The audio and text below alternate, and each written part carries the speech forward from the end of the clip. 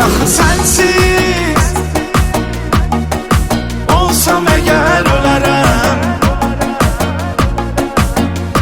Mən axı sənsiz qalsam əgər ölərəm.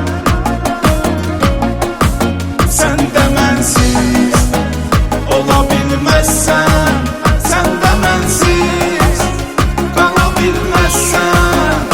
Mən axı sənsiz olsam əgər ölərəm.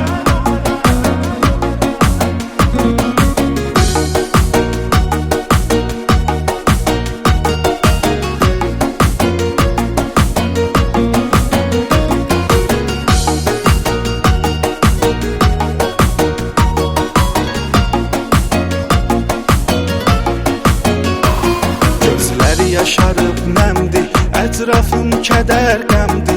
Tənhalıq vəfalıdır səndən, dostluğu möhkəmdir. Mən dənizəm, sən qumsan, yar ürəyimə məhkumsan. Əf gözləmə dustaq kimi azadlığa məhrumsan. Məndən olsa getməzdim, yar səni tərk etməzdim.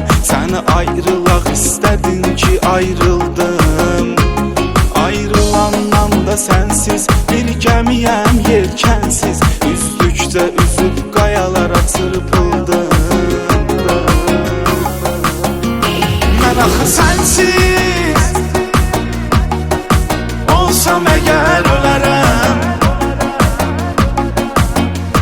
Mən axı sənsiz qalsam əgər